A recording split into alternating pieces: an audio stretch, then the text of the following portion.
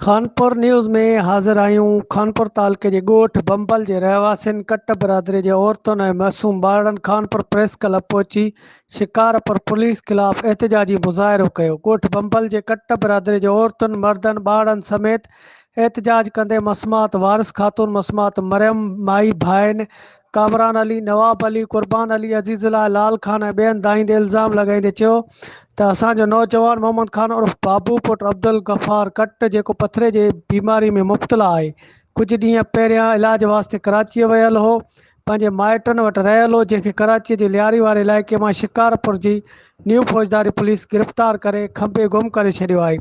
असांखे ख़ुदशो आहे त शिकारपुर पुलिस असांजे नौजवान मोहम्मद खान उर्फ़ बाबू कट खे कूड़े मुक़ाबले में हाफ फ्राए या फुल फ्राए न करे छॾे ऐं कंहिं कूड़े केस में फासाए न छॾे। असां ग़रीब मिसकिन आहियूं, असांजी कंहिंसां बि का बि दुश्मनी न आहे। असीं पौरियत आहियूं, परेशान आहियूं। हिननि IG Sindh police, DIG Larkana, SSP Shikarpur खां मुतालबो कयो त ख़ुदा रा असांजे नौजवान खे जल्द खां जल्द आज़ादु करे इंसाफ़ ॾियारियो वञे।